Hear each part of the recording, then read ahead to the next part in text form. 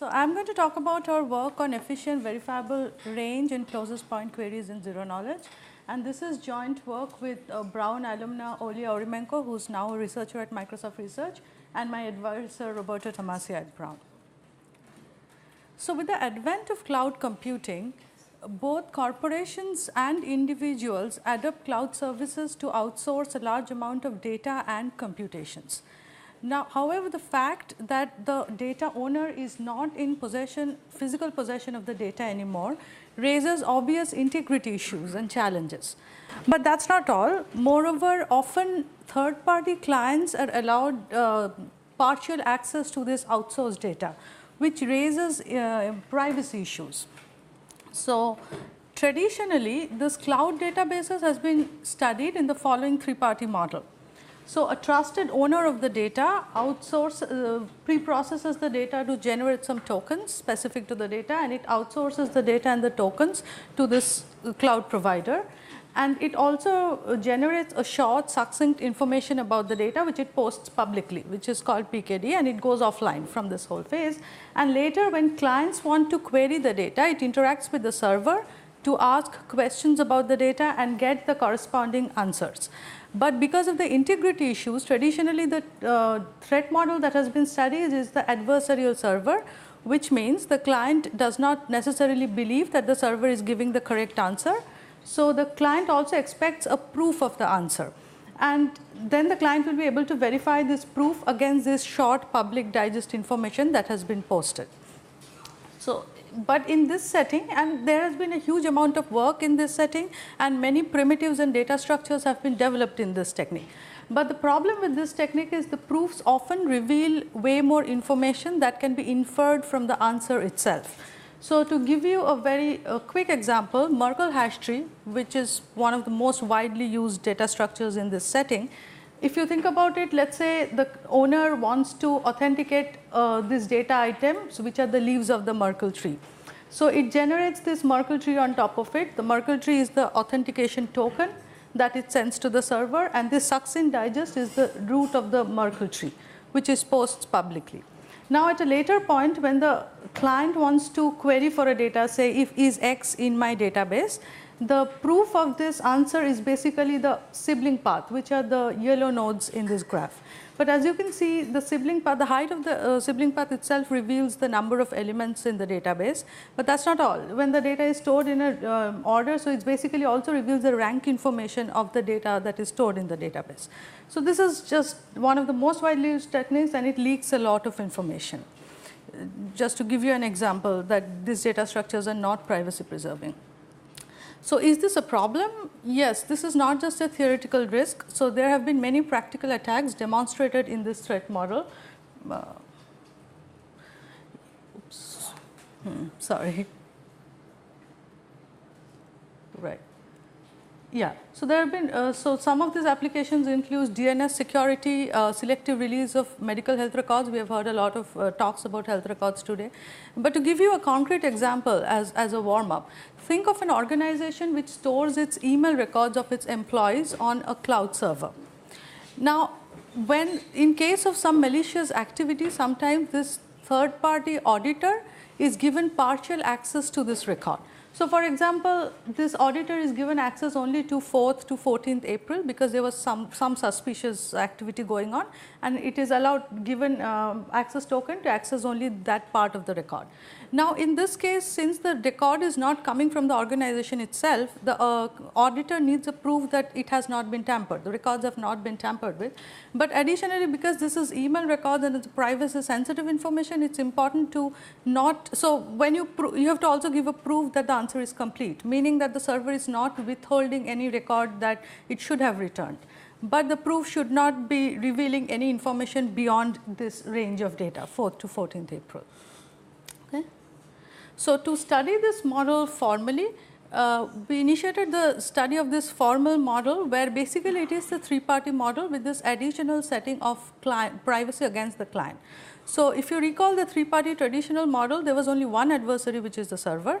So, in this model, even the client can be adversarial, meaning that the client does not trust the server about the integrity of the proof, but the client should not learn or should not be able to infer more information about the query answer from the proofs than from the answer itself. So, if more formally it is like a zero knowledge privacy, meaning the proofs should be simulatable, but if you did not understand what that means, never mind.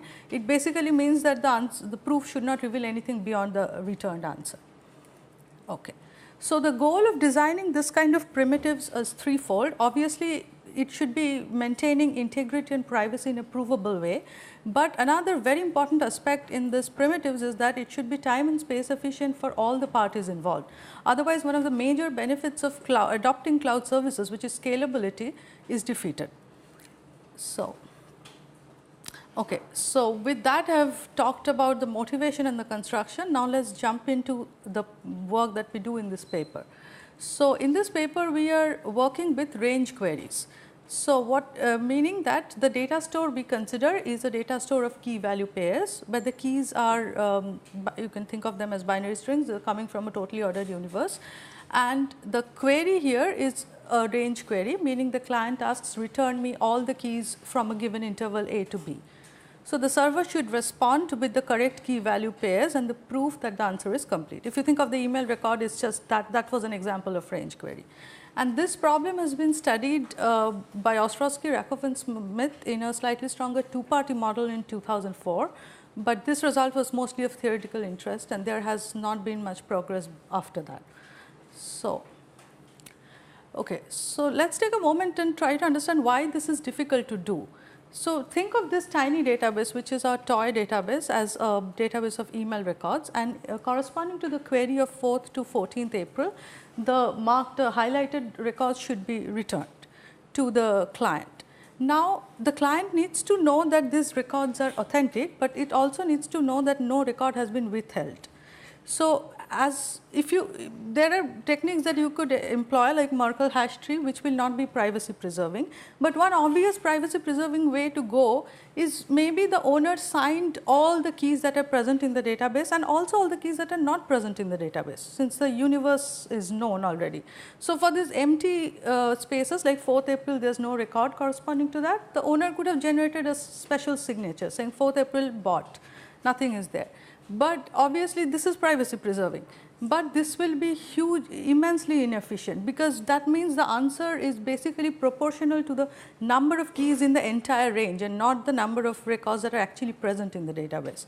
So, this is sort of the challenge why naive solutions do not work very quickly. So, what is our idea? So, very at a high level, the overview of our construction is use signature elements for the members that are present in the database. That is very easy to do, but the challenging part is how to prove that the portions that are empty in a sense without revealing anything else.